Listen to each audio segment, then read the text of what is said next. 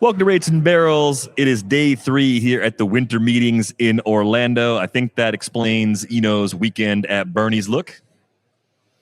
That's not even the worst groan you've let out today, is it? No, it is not. It's not. The first 5-10 minutes of being awake, you do not want to be around me.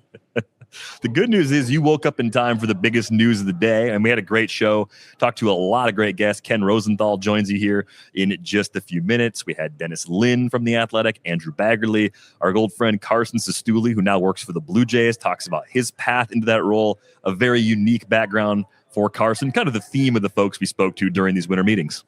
Yeah, it's an action-packed show, honestly. Although there's a little bit of winding, and we had to find our own path.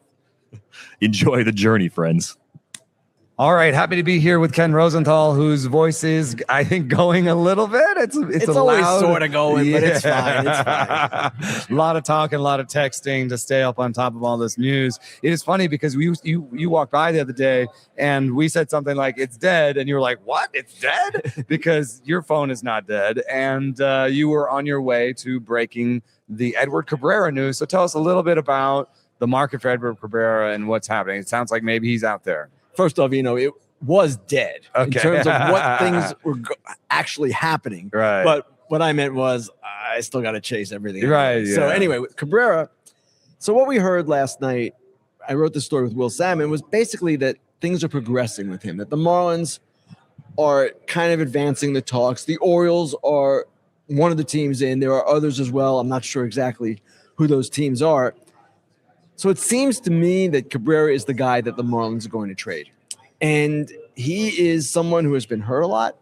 He is someone that when he is healthy, and you know this, you write about this, he's really good. Yeah. He has all the stuff plus things. Everything's good. Command plus. Some poor command, maybe. Poor command. Yeah, that's true. But I would think if you're the Orioles and you're not in love with Valdez and Suarez and Imai, or can't get him, or maybe you don't want to pay for those maybe guys. you have an organizational, philosophy of not paying high for right, and you just paid $150 million for Pete Alonso, right. 155, excuse me. Yeah. Then maybe that's the answer to go with Trevor Rogers and Kyle Bradish at the top of the rotation.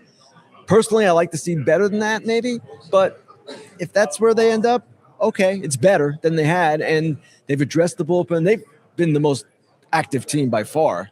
This offseason, and it's kind of interesting. In an industry short of right-handed hitters, they acquired 2 of the best available, Alonso, and while Taylor Ward is not a great player, he was one of the best available right-handed hitters.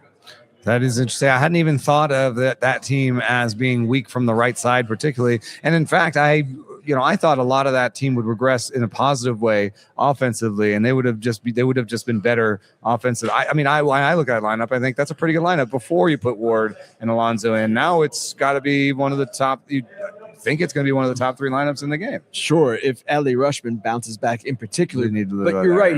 They are expecting positive regression, but they needed more to elicit that positive regression, and that is where they fomented. They fomented. Right, it's a better word. You're a better writer. No. With Alonso, it's the same idea that they had with Schwarber, and it's the idea that Pittsburgh had with Schwarber and Cincinnati had with Schwarber.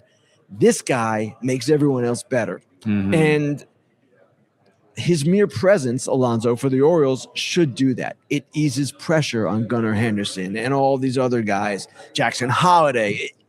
It should really be a galvanizing force for them, as well as Ward, to a lesser extent, but not insignificant. What was the buzz on the Alonso deal coming so short after the Kyle Schwarber deal, being so similar? They're very similar, high bat speed, good, not good defensive value, one left, one right. Was it as interchangeable as the rumors seem to suggest, that the Orioles we want one of these guys? And, the Phillies maybe the Phillies made the same offer as the Orioles, but the way I heard it from one person is that the Orioles got the 5/150, and then the agents went to the Phillies and said, "This is where it is, match, that's it." Yeah. And the Phillies then went to 5/150. I'm not sure that's exactly how it played out, but you knew that from the way he said goodbye and the way he was talking about his time in Philadelphia, that he would rather be there. Yes, and he was pushed by these other teams. And really, Pittsburgh, Cincinnati, Boston, those are the ones we know right now. I'm sure there are others as well. And he is a special player, not just because, of course, what he does in the box, but he is a presence in the clubhouse, maybe the leading presence in the sport. I would say Bregman's up there too, in a different way. Bregman actually helps make players better. Yeah. He will recommend things to pitchers and position players. Yeah. He's amazing that way. I think but he's a good Schwarber had guy. extreme value because of that. Teams recognized it. Yeah. Now, Alonso, yes, he gets $5 million more. Yeah. And same term, 5 years. And it is interesting the way the Orioles went about this. Schwarber was their first choice. Didn't get him. Boom, Alonso. And clearly they wanted the bat. I thought ultimately maybe they would go get Tucker because of the Elias connection. Elias drafted Kyle Tucker. But they might have felt if he gets to $350 million, $400 million, that's a little extreme for us. Let's do Pete Alonso, and we're good. You know, okay, so we got Pete Alonso leaving the Mets. We got Edwin Diaz going to the Dodgers. Those are two, like, Mets, like, you know, with a capital M, you know, that's part and the heart and soul of their team. You know, I think of a little bit of Friedman once saying that if you are, you know, quote unquote smart, or you stick to your guns on every free agent, you don't win any free agents. That's right. And it's a comment that he made and has been repeated a lot. And it's repeated when teams grow too conservative, as some teams do. Right. It is accurate. Now, does it mean that you're going to be successful by being irrational? No, it doesn't mean that. No, right. And chances are you won't be successful in many of these longer continue deals. to be irrational. Right. Yeah. But at some point, do you want the player or not? And if you want the player, you have to do things to get the player. This is something that goes back to what I wrote about the Tigers this week. Scott Harris has done a great job restoring them to prominence. He is seemingly, in my opinion, risk averse. I don't even think that's a radical opinion he does. But that's the way he operates. And at some point, and to me, they are now at the point with 1 year of control with Tarek Skubal. To do something. Go. And I'm not saying you do something reckless or stupid, but you have to take shots. And the Orioles are taking a shot here. I mean, you know, Alonso and Schwarber, their deals may, you know, yes, I'm not saying $150 million is not a lot of money. It is a lot of money. I get it. But they're shorter term deals. There's 5-year deals. The Padres, if they'd signed some of their 10-year to 13-year guys to 5-year deals, they'd be closer to being, you know, maybe having some flexibility. Right. They don't have flexibility. They're doing maybe go for a big swing anyway. But Tigers, why not sign a 5-year slugger? You know, power would be great. For you guys. Yes. And I understand they have some great young players coming and some really good ones in the major leagues right now. They don't want to interfere with their development. But to get back to what you asked me about the Orioles, signing a hitter of that caliber enhances the development of those players. Now, they won't all get opportunities, but guess what? They're not all going to be successful either. We've seen that with the Orioles. Kobe Mayo is yet to establish himself. Kirsten Herstad, or Kirstad, sorry. Dylan Beavers. They're now on the outside looking in on the depth chart a little bit, but you're going to have injuries. You're going to have the opportunity for them to come up and shine. They still have options. This is it's a 40-man roster, not a 26-man roster. You know, you have to think of this sort of holistically. But on the other side, in New York, what you've got is a team that has high expectations, had a poor finish to the end of the season, now has lost 2 big players. You know, did you think this pushes them to be bigger players on the Kyle Tucker, Imai level, or are they going to try and don't expect them to spend big? This is like a new era of financial discipline for them. Wow. And I mean, it's already like a 250. Oh, you know, no question. But this is not the way they operated in the past. They just don't want to go back up to 400 and 500 or whatever. It seems that way. Okay. And hey, this column just went onto the website. Change was necessary. We all get that. They collapsed. That was horrible. What happened? But this is jarring. And the way I described it was it's confidence that borders on arrogance, even indifference. Because it's indifferent. Hey, Edwin, go ahead. Pete, go ahead. I don't know about that. And even Nimmo was a big part of who they were. Oh, I mean, So- that was a real blow to Mets fans that I know. You know, Yeah. I have friends that Nimmo was their family's favorite player. Right.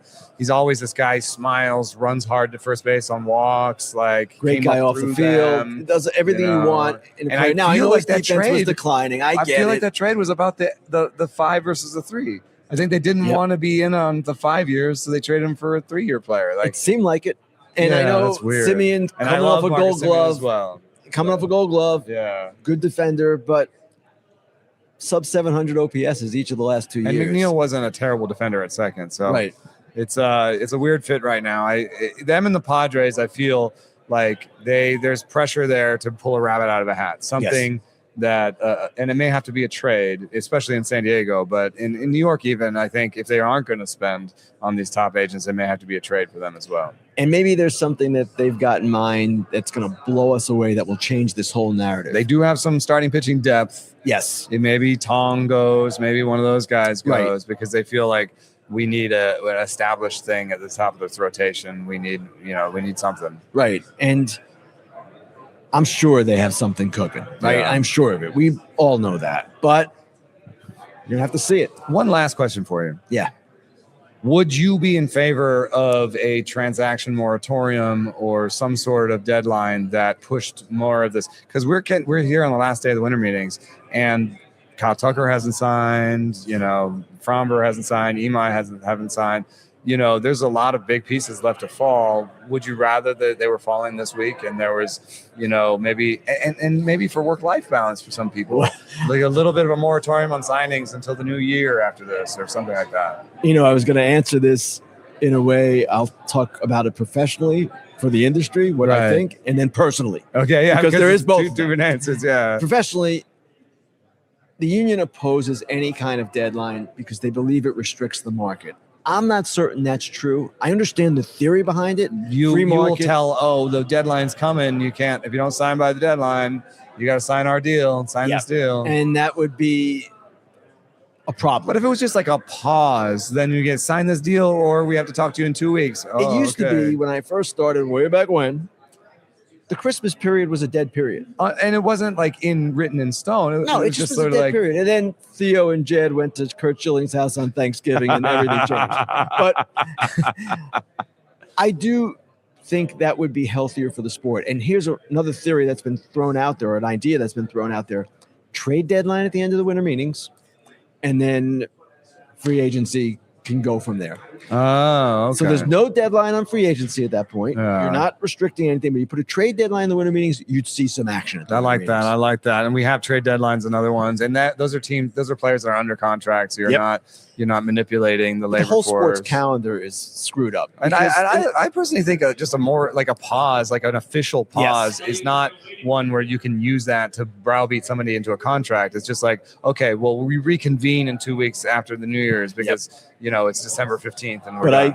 knowing this sport, expect an official pause would be They'd still be talking during Yes, it would that. be You know, it'd be like ultimately It'd irrelevant. be like the NBA where like the day after signing, like there were all these signings on the first day they're allowed, and you're like, how did you guys? I actually hash that mentioned that to contract somebody. out so much? That's right. I actually mentioned that to somebody yesterday, how teams would cheat. Yeah. And he said, well, you put in penalties, you lose a draft pick if we catch you. Then maybe teams wouldn't cheat, Put but some I don't teeth think on it. I don't think there would be any way to stop it. Well, I just, there's not a lot of work-life balance in this. And No, there's not. There's a great Zach Meisel piece about, the underlying subtext of that piece. It's a fun piece about all the crazy places GMs have made trades. But the subtext of the piece is you're never off the clock, Right. And It's honestly- scary from his hospital bed. and in my job, in theory, in reality, I really should never take a week off I know. because stuff is always happening. You Now, always tell us, you'll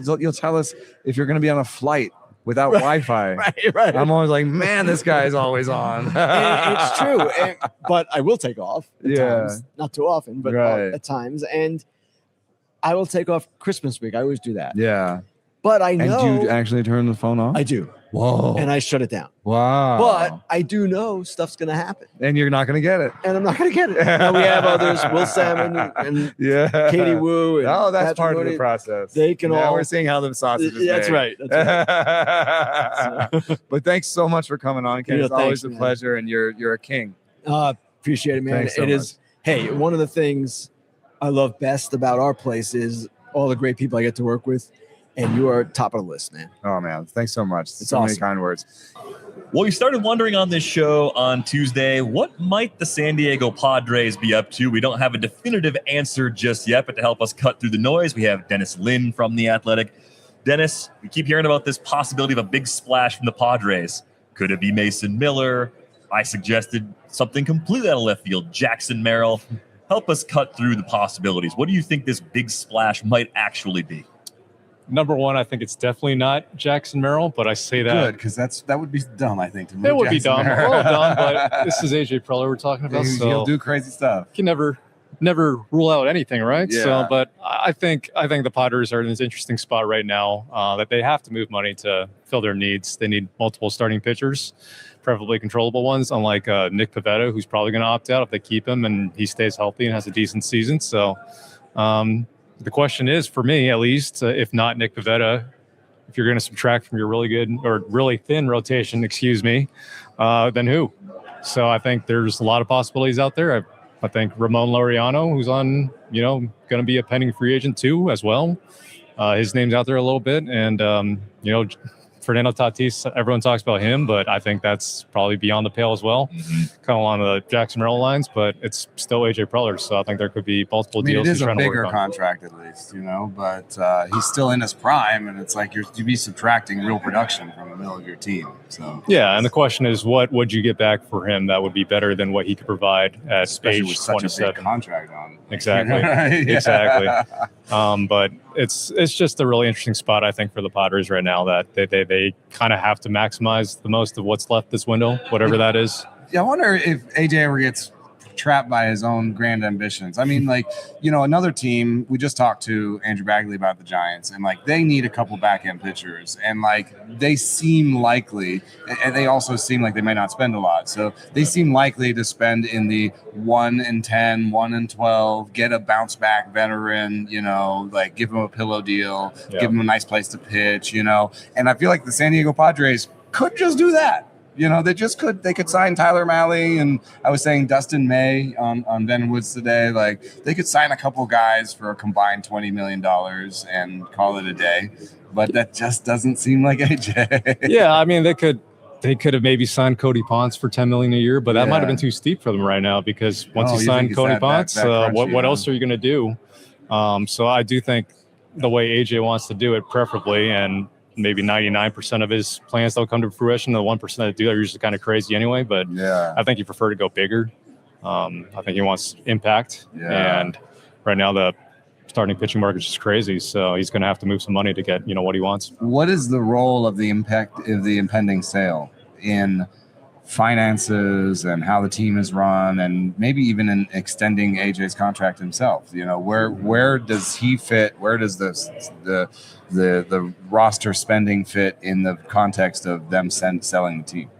Well, they're saying they're going to run everything as normal the last couple of years, which, the last couple of years been really different than the way Peter Seidler ran the team, right? They've cut payroll. Tighter, yeah. They've been very, very disciplined, I guess you could say, about not adding payroll. They've had internal raises that raised the payroll quite a bit this past year from the lows of 2024, so to speak. But I think it's just going to be more of the same of that. You don't really see teams who are up for sale spend a bunch more money suddenly.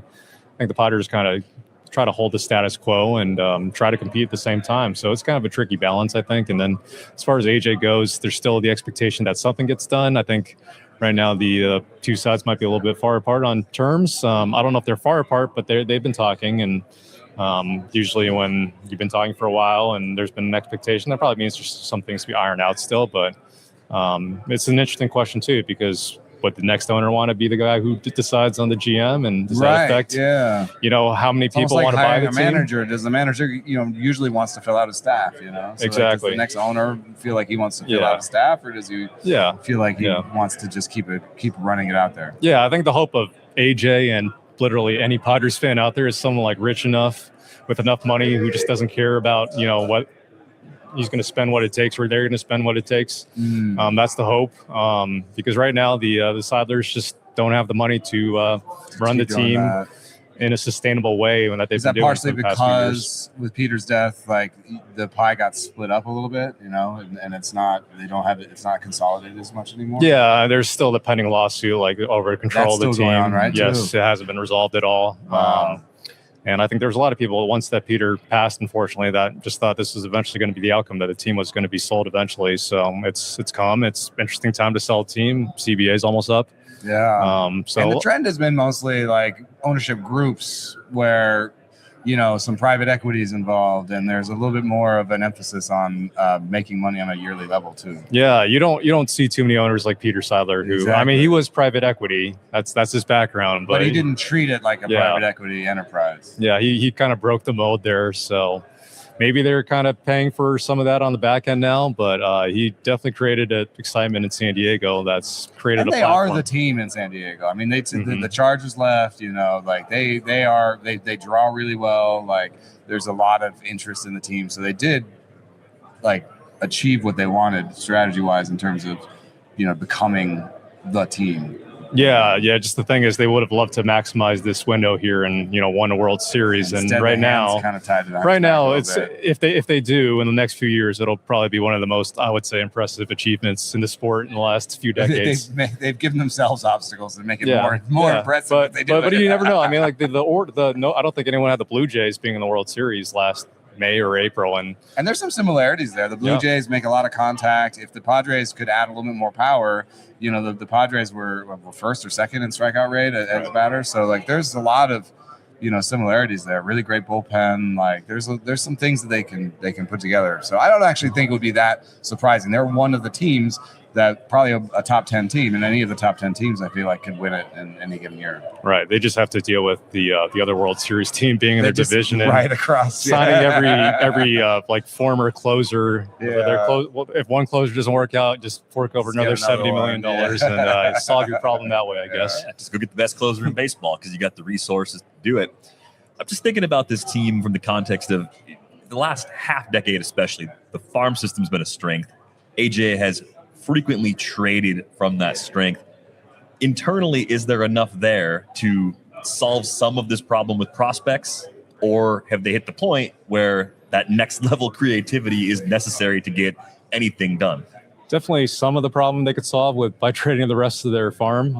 There's still a lot of prospects that Preller and his scouts tell you are being underrated by the industry, but it's really a thin farm compared to other teams now, based on how many trades they've made. So I think that there'd have to be some creativity with some more trades of, guys who are, maybe going to be free agents in a year and get some prospects that way and add to your stash of prospects to trade from. So I think, he's just going to have to trade from both his system and his major league roster and somehow make his major league roster better somehow, with all that being said. So a lot going on there. I think still the thing is, if I were like Cruz Schoolcraft or Cash Mayfield, I wouldn't be too comfortable right now, and I might be going somewhere later this offseason. And they just got drafted. Yeah. And AJ was the one who basically created the Trey Turner rule. Remember that? So now there's a wait, but that wait has been fulfilled. So these guys are tradable right now. Right. You can't trade them right after the draft. Yeah. Sorry, AJ. Don't do that. Well, we'll see how they try to stick the landing here in the weeks and months ahead. And Dennis will be right there covering it all. Dennis, thank you so much for joining us today. Thank you. Appreciate it. Now it is our pleasure to be joined by Andrew Baggarly. He covers the Giants for The Athletic in a rare video appearance. Andrew, thank you for joining us. Nice to be here. Thank you. I have to say, were any Muppets harmed in the making of these microphones? Because I think I got a piece of Hairy Monster, a Cookie Monster. You violated Oscar the Grouch. And what are you, Prairie Dawn or something? I'm not sure, but no Muppets were harmed in order to make these microphone windscreens. Although we screwed up because you should have the blue microphone to match your sunglasses. So we're not coordinated quite right. You should have the orange. I do. I've I'm been wearing a purple sitting shirt. So on the wrong side of the shot all week. Normally, our YouTube channel, I'm on Eno's side. Okay. People are really bothered by this. Really? Really? Well, if it's not one thing, it's another. So Always something. yeah. Let's start with Tony Vitello, the new manager of the Giants. It's been their big move so far. Yep. What was that process like? I mean, it was a very surprising hire, taking a guy out of college baseball and just making him a manager with no on-field big league experience. Yeah. I don't think any president of baseball operations could make this move. I think if Farhan Zaidi, Buster Posey's predecessor, had made this move, there would be a lot of pushback on it. Oh, he's out of touch. He's not someone who can connect with big league players or veteran players. He's never managed players from Latin America, But I think you get a lot of credibility sort of that's transitive from Buster Posey being the guy who hires you, because you can say, well, I mean, if Buster Posey thinks this guy can be really good at this job, then maybe he can be. And I think that really puts some wind in his sails. And then I think from there, he's a very charismatic person. He's someone who was very engaging. He's been great with the media. And he's obviously, they're putting together a coaching staff that's going to have a lot of resources for him in terms of experience, whether it's Chase Tingler, who he's known going back to the University of Missouri, who's been a big league manager. He'll know how to run spring training and get things started smoothly. You got Dusty Baker, Bruce Bochy, people who are going to be in the Hall of Fame probably a year from now, who've managed, as much as anybody alive, and they're a phone call away as special assistants. So I think he's got a lot going for him, but when you get down to it, a manager's only as good as the talent they have, and the Giants have really done very little to address a roster that's got some major deficiencies. So, it's all well and good. He can't just recruit his way out of that. He can, yeah. It's in a sense, it's nice to leave the NIL stuff behind, but it's out of his hands now. He manages the players that he gets, and you talk to Giants fans. I think a lot of them are excited about this, but they're also like, okay, now where are the players? Where's the pitcher we need? Where's the bullpen? Where's the extra bat in the outfield? So it hasn't been much to date there. I mean, you report on this. You were part of breaking the news on this, and so you were in on this process. I don't remember hearing another name. I don't remember, and maybe it's just my memory, but I don't remember hearing, oh, there's finalists.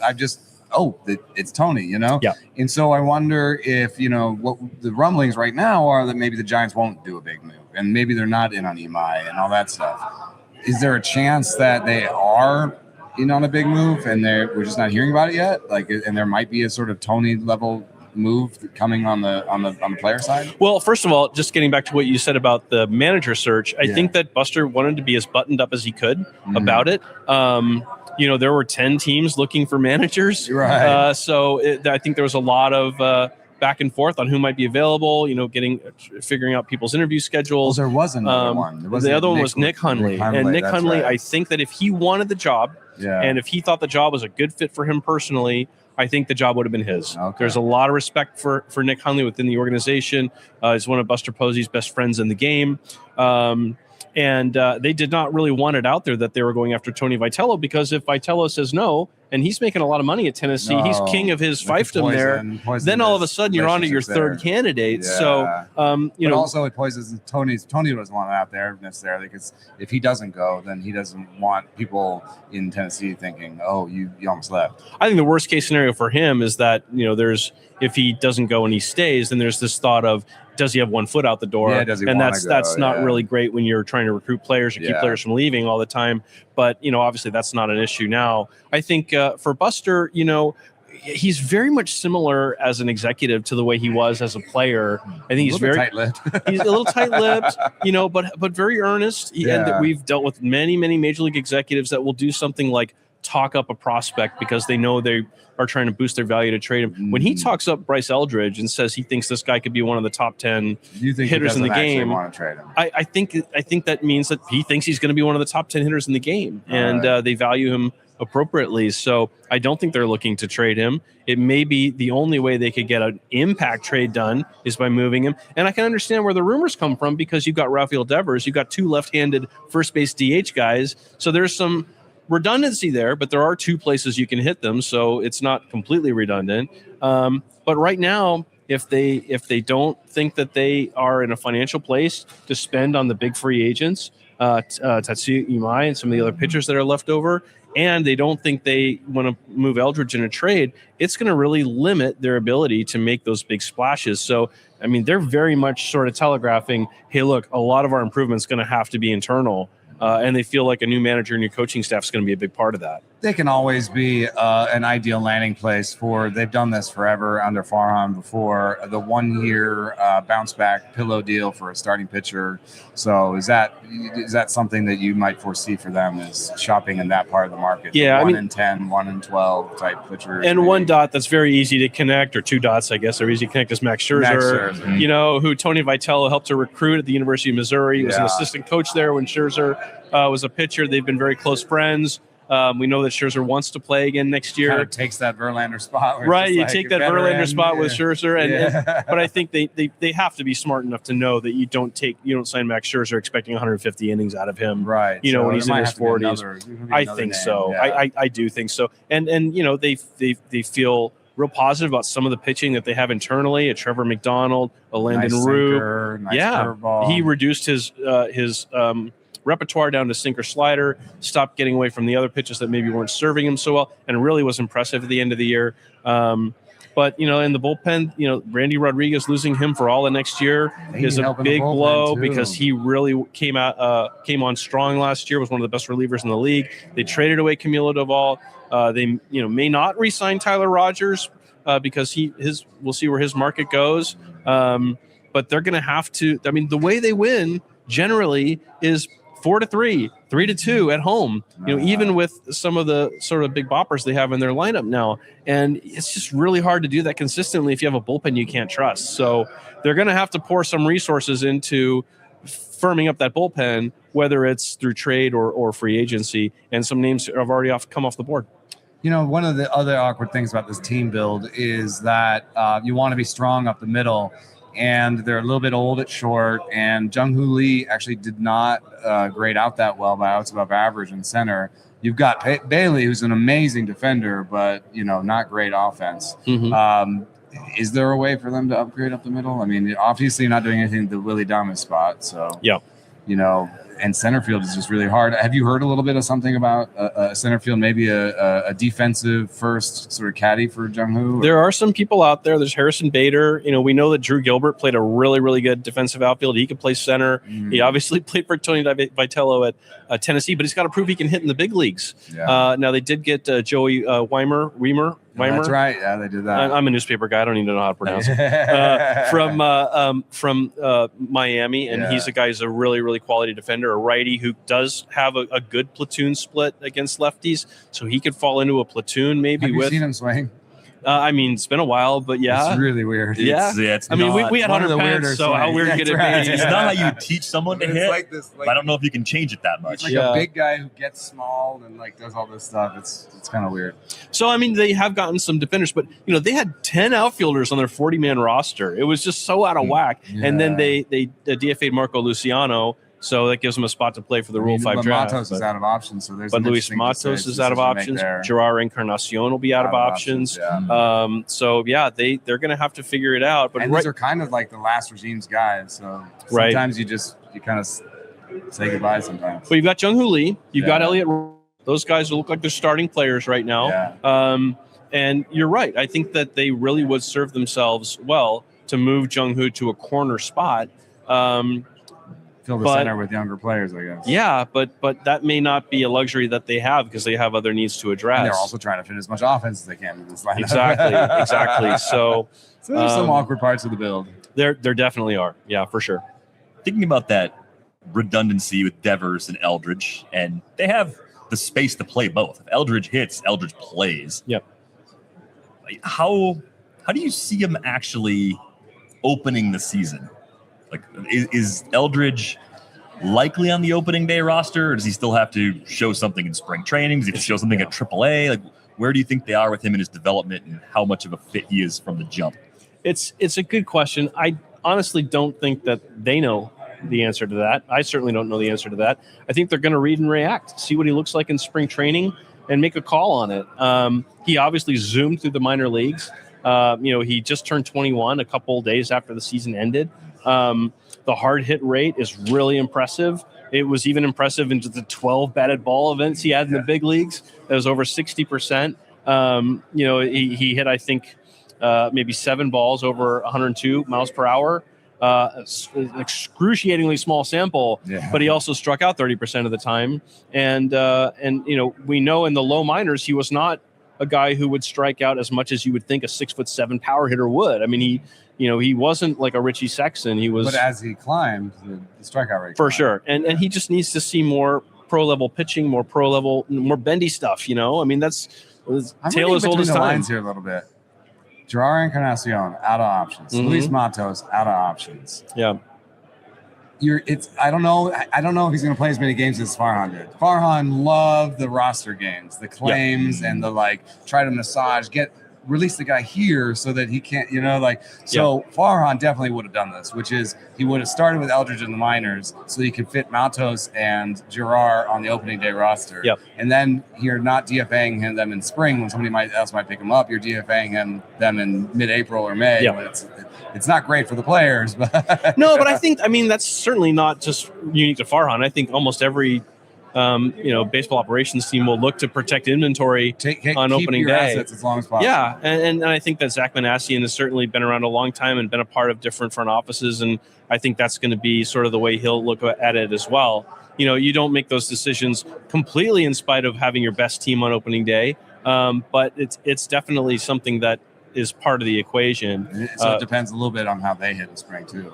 Yeah, they want to keep for around. Sure. Yeah. And Matos may be someone who's traded, because even though they're down to 9 outfielders on the 40-man roster, that's still an insane amount of outfielders.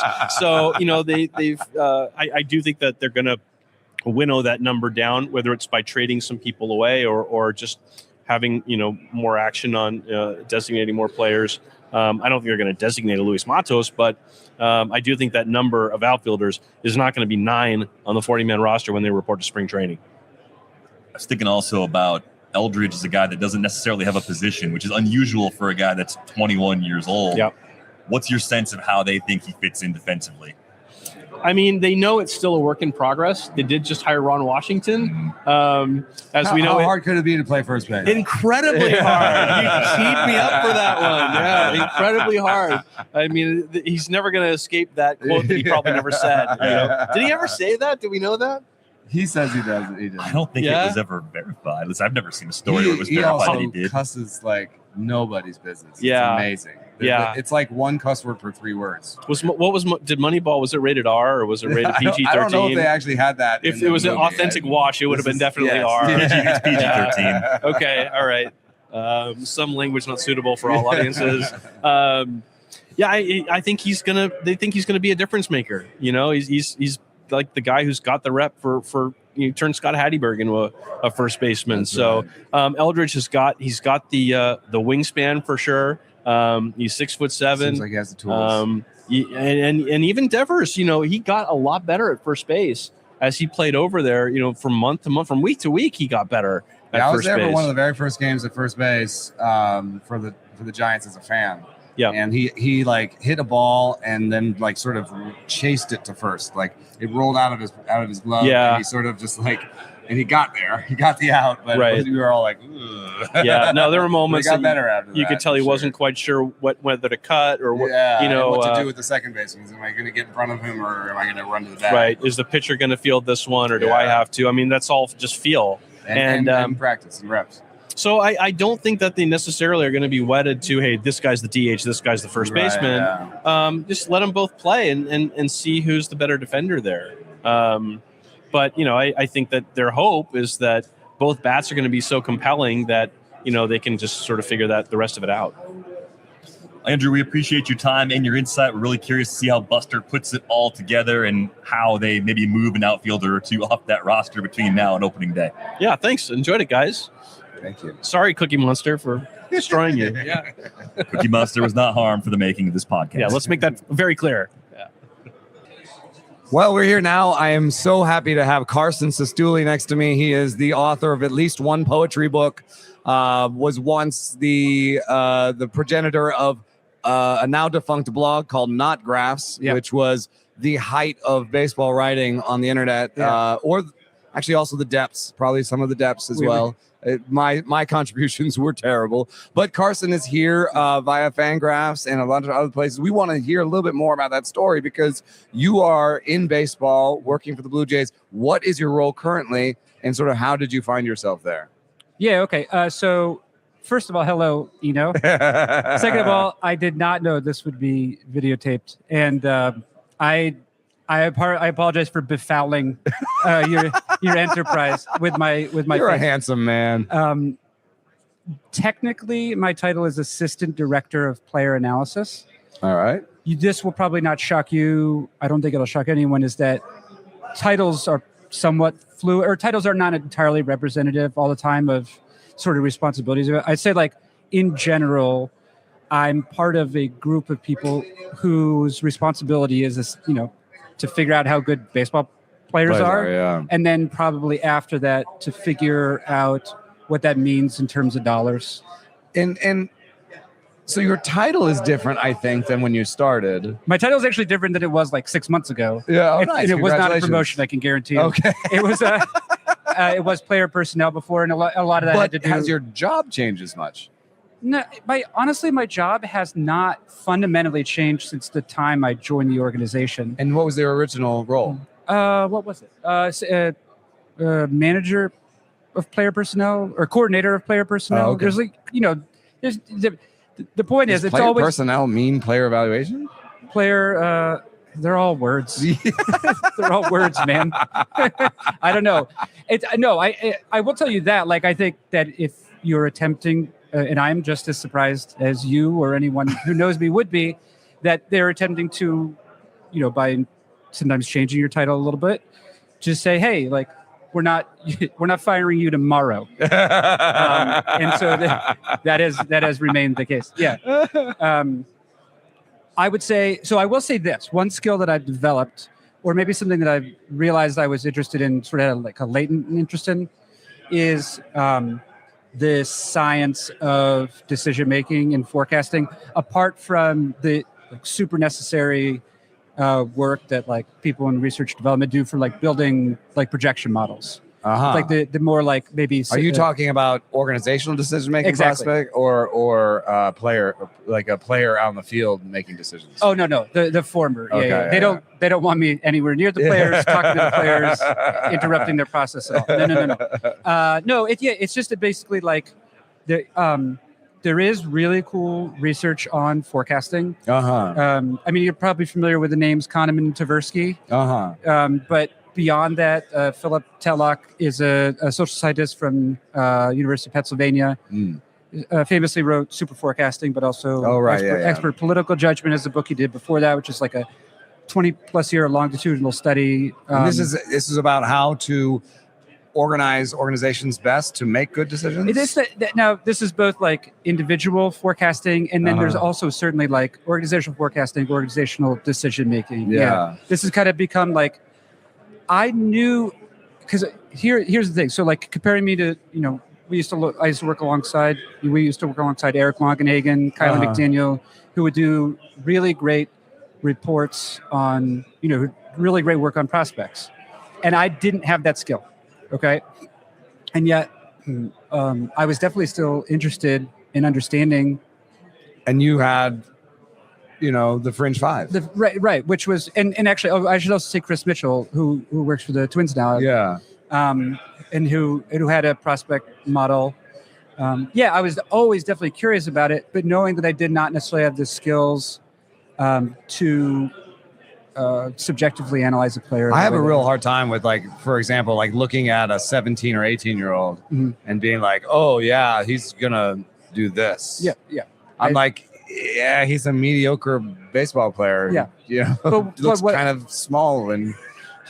Well, I mean, I remember in Chris Mitchell's projection system that used to be at Fangraphs, like a 17-year-old Luis Urias was in like the top 10. Oh, I mean, your famous biggest hit was Mookie Betts, man. I mean, that was, yeah. I mean, like, people knew he was fine, right? But like just the skills he had. No, but that you were, were on Mookie Betts early, Yeah. before Yeah, a yeah, lot yeah. of the prospect lists. Yeah, I mean, he did the things that metrics, the things at which he was good are the things that become reliable in smaller samples, and which also translate best Major league to success. he didn't swing and miss, right? Yeah. He played a relatively premium position. Yeah. And he was relatively young for his levels.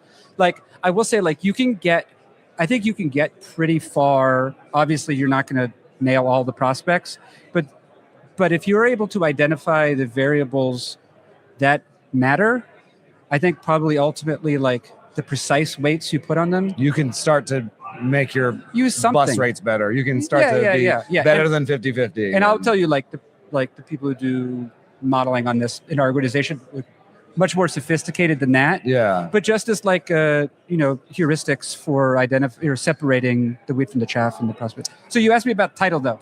Yeah. It hasn't changed that much. I mean, it's changed incrementally, but it's roughly the same job. That's what I'm saying. Yeah. It seems like you're doing roughly the same job that you did when you started. Yeah. But and I don't mean this to sound rude. I hope it doesn't sound rude. You couldn't offend me. But not you. I mean, why other do you people think they could, picked but you? look at you. What? Why do you think they picked you? Why do I think they picked me? That I haven't probed too deeply into that. It's kind of like you don't want to ask your parents the circumstances of your conception. It's looking too deep into the darkness. You know what I mean? Because I there's no answer I would like. No, I don't. But I would like to think the reason that I have not been fired in the meantime. I think one main rule I think is because you're sort of discussing this. This sit down like.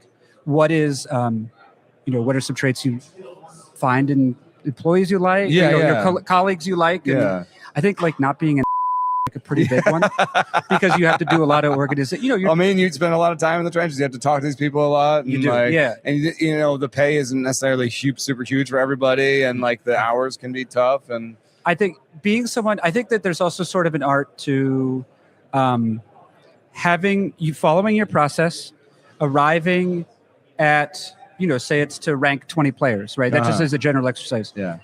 Following your process, applying it to those 20 players, coming up with a pref list, and then also recognizing that if you're to combine that list, or if you have, say, 5 other colleagues doing it, probably the combination of those 5 lists probably stronger. I mean, the wisdom. And of if the everybody came to the table being like, no, mine is the best. Yeah. That would get annoying. I mean, pretty objectively, quickly. that's going to be less accurate over the long haul. Yeah. And so that's like another, there's 2 researchers at Duke, Larrick and Soul. They have a great paper on the wisdom of select crowds. It's a sort of a modification of the wisdom of the crowds.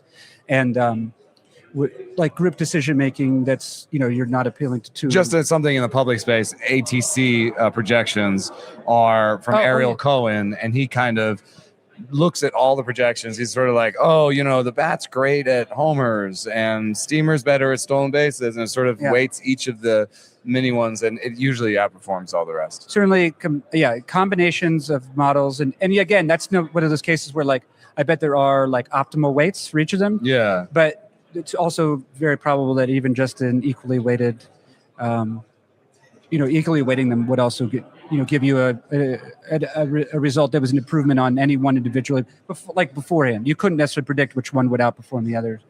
I doubt a lot of people out there who've written poetry books and have what was your degree in?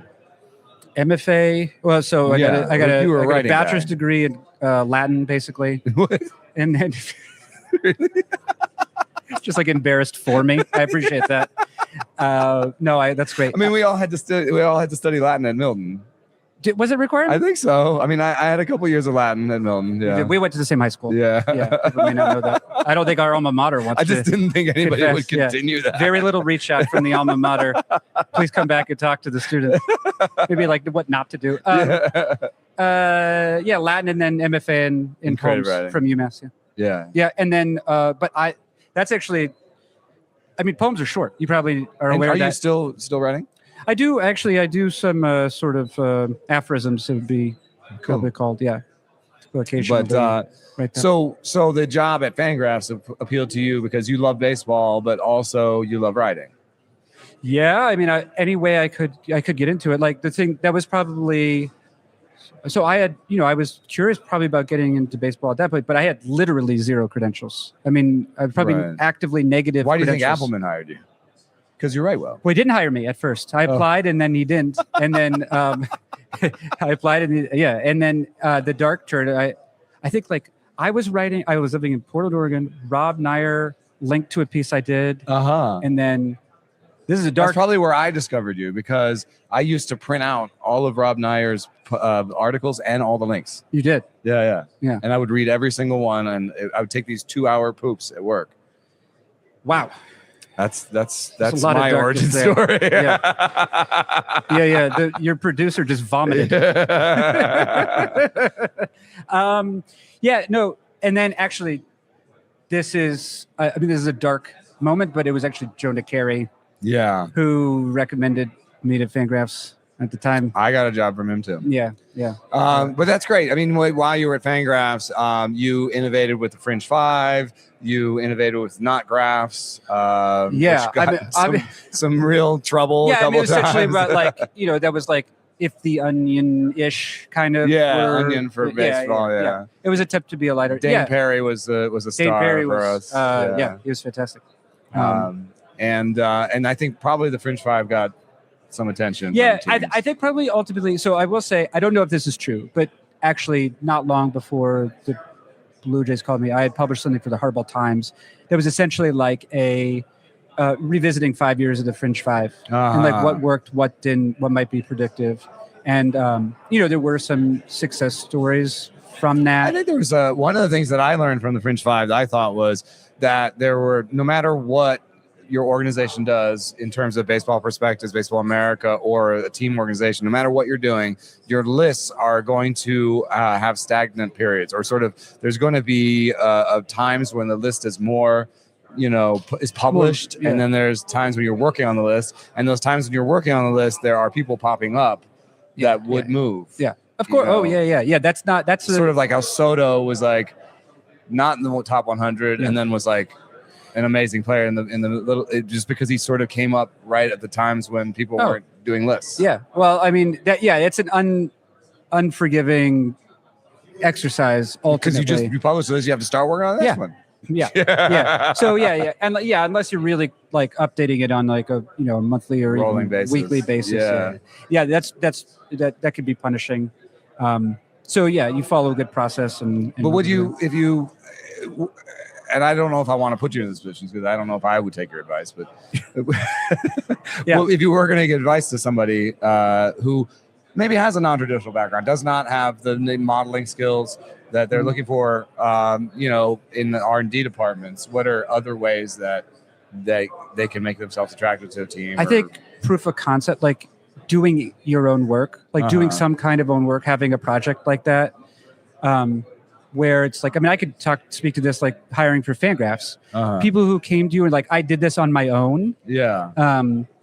I think is a strong indicator that you'll continue to do things, because communication's a big part of that, right? Certainly being able to communicate. Yeah. I mean that, and it depends what, position you're ultimately looking for, but I was also older.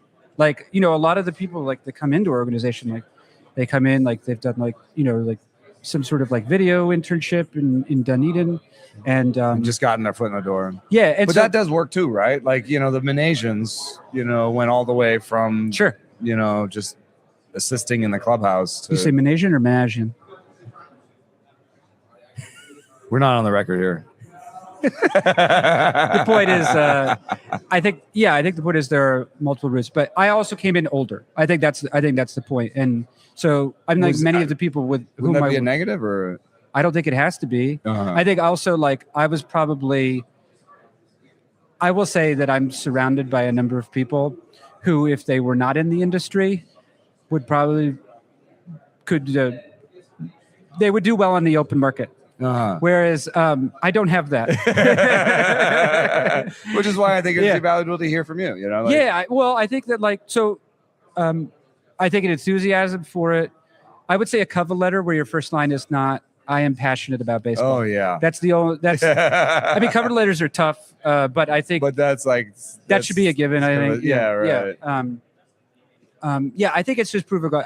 I could tell you actually like doing hiring at Fangraphs. Yeah. It was, is this person going to, if they had very little oversight, would they still be doing a good job? Yeah. Do you know what I mean? Which is important to Fangraphs because there wasn't that much oversight. Exactly. Yeah. Are they actively bringing something that are they adding to the organization? And there is certainly a science of, hiring.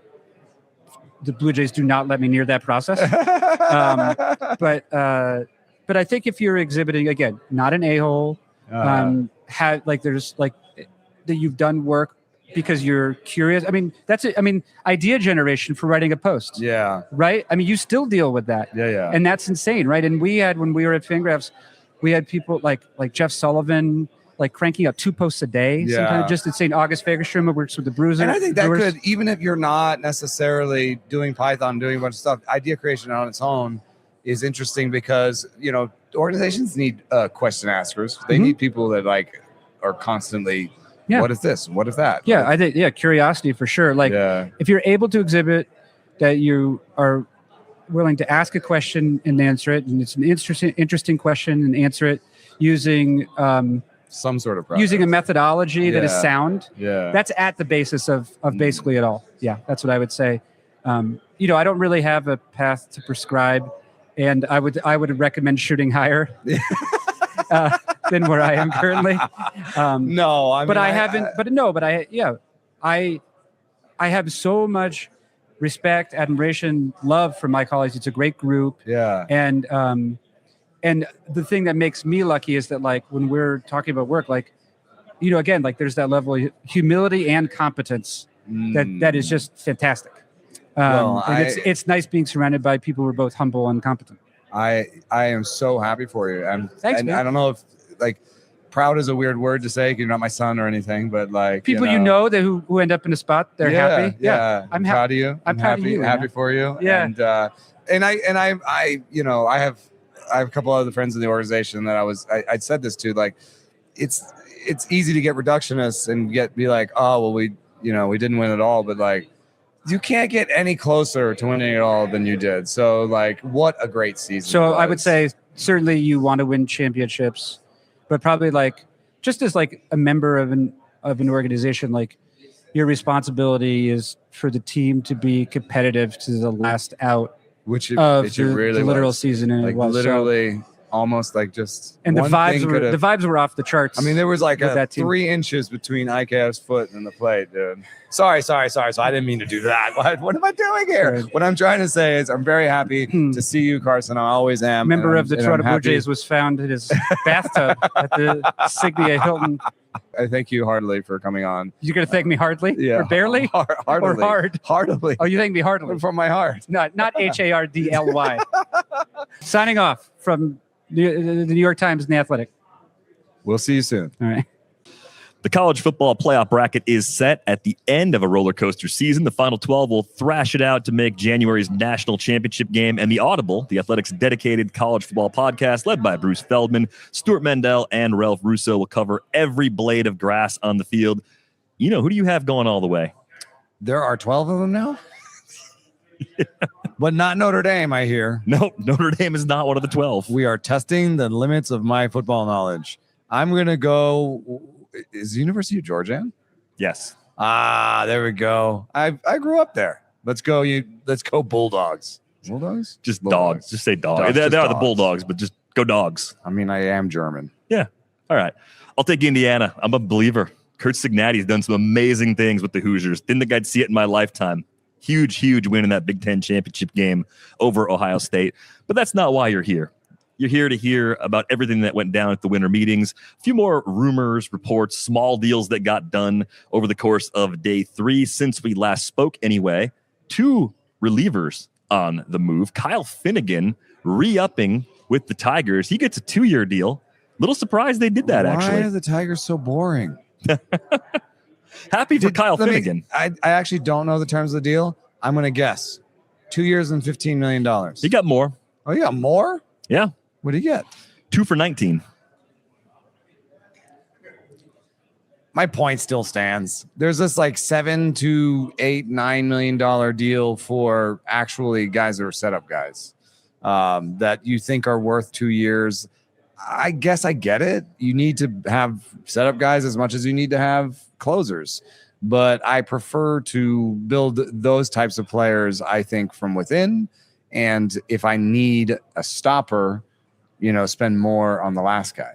That's just maybe it's a personal preference. I haven't actually studied this as an optimal build strategy or whatever, but I do know that good player development systems crank out good relievers, and so it just seems like, is Kyle Finnegan something they couldn't make, quote unquote? I generally think they could, and I'm a little surprised that he got 2 years, even though, again, happy for Kyle. It's good to see players get what they want on the market. Now, Gregory Soto of the Pirates, 1 year, $7.75 million. Now there's that number again. That's interesting because 3 years running, Gregory Soto has underperformed his Sierra by almost a full run every single year, and the underlying skills are good. The stuff numbers are good, but he runs high BABIPs, right? I think he had top 5 stuff numbers among free agents. I think his misses are bad misses. I think guys just hit him pretty hard when they hit him, and that's where those ratios get bloated. Also, really, really hesitate to call someone a perennial underperformer of peripherals in the relief situation. Now, if you want to call Dylan Cease that in the starting rotation, at least you've got hundreds of innings to say so.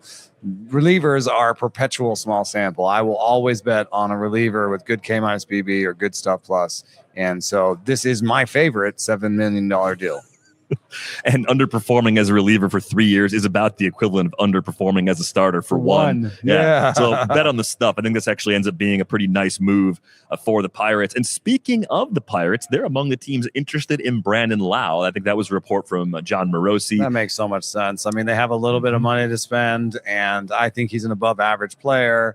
They do have a ton of second basemen, but Lau wasn't that great defensively. I wouldn't be surprised if he was their starting left fielder. At the very least, it's an opportunity to maybe push away from Jorge Polanco if they don't like Polanco's price in free agency, but the Pirates have been linked to him too. Reportedly asking for 3+ years, which I think is a lot to put on those knees. I think if you're the Pirates, you'd be better off trading for Brandon Lau, most likely, as long as the Rays don't fleece pull some kind of heist. Yeah. Will Salmon There's reporting. a long history of Pirates Rays trades. You want to tread lightly around. I think even though it's a different front office now, I think you just hang up. Just send that one straight to voicemail. Don't give them anyone voicemail. that looks anything like Tyler Glasnow. No, do not do that. Our buddy Will Salmon reporting the Reds also interested in Lau, which could make a lot of sense given their need for an impact power bat. Seems like they're also shying away from free agents as well after their little foray into the Kyle Schwarber market. Yeah, they got a little close to the fire and decided they had enough. But, hidden on this list of rumors, and because I think we've done the transactions today that have gone through, there's obviously the remaining transactions that we're waiting on are Kyle Tucker, Tatsuya Imai, and Fromber at the top of the market. Mm-hmm. But, what that trade is going to be out of San Diego. But so we're left with the rumors at the end, and I just think some of these rumors are funny. Let's go in order. Everybody is interested in Brenton Doyle. Yeah, even Rates and Barrows. Sure, we love Brenton Doyle. We've put Brenton Doyle on like 5 different teams, and those 5 teams are all listed in this rumor. Mets, Padres, Phillies, Yankees. Actually, those aren't even the teams we put him on. No, there's more teams that could use him. Yeah, that's just 15 teams in on Brenton Doyle. Do you have a projection prob in center field? Yes. Brenton Doyle's on your radar. Do you want the chance at offense and defense from your center field position? Because you can get defense with Jake Myers. You can get offense from some of the free agents, maybe. Right. But getting offense and defense together might require a Brenton Doyle package. Anyway, I thought that was funny. Another funny one was there's 2 Boston Red Sox ones that I thought were pretty good. One is Red Sox interested in Kyle Teal, which, I mean, first of all, we're all interested in Kyle Teal, young catcher, right catcher. But there are no take-backsies. Nope. It doesn't exist, Boston. Sorry. Then there was the other one where Red Sox interested in Corey Seager, and then like if you just scroll up to Rangers say they haven't had substance trade talks on Corey Seager. I think that was like sometimes you're communicating in public with your player saying, dude, don't worry. Yeah, it wasn't serious. We're not really. Yeah, they just wanted to know what we were looking for, and we weren't close. So and we told them we value you highly, and we would have to get a bunch of really good prospects. Yeah, I think that gives me the indication that Corey Seager is probably not moving this winter, but hey, plenty of time for teams to get creative, I guess. I'm just waiting. The Red Sox have been all over every rumor so far. There was the Pete Alonso report a couple of days ago. Isaac Paredes as a possible trade chip. They're everywhere. Things on purpose. I'm just waiting for the next one to be like, Red Sox interested in reunion with Rafael Devers. You're like, that's impossible. They'll never go down that path again. That would be the funniest one of all if maybe they they're did just trying to flood the zone, and maybe this is a "we tried" idea. Like so later be like, "Well, we tried. You saw the rumors." The "we tried" cake or "you tried" cake from The Simpsons. Maybe my favorite one is coming out of Houston.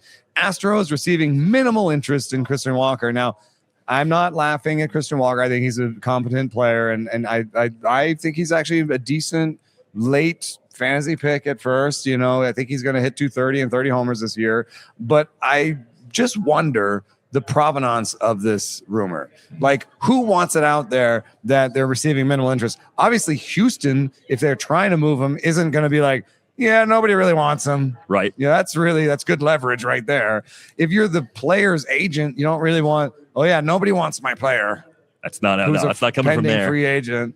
So my theory is one of the teams who is interested in Christian Walker wanted the rumor out there that nobody else was interested. So lower the asking price, Houston. We're just trying to take this guy off your hands. A suitor trying to squash demand. But to your point on Christian Walker, I think after he got over the oblique injury he had to start last season, he started to look much more like himself over the course of the second half. I think if you're Houston, you're fine if you keep him. I don't think it's going to be as harsh of a decline as we saw with Jose Abreu. I know year one didn't go the way you wanted it to, but just be patient. I think year two could actually be a nice bounce back year for Walker. There was a note on that deal.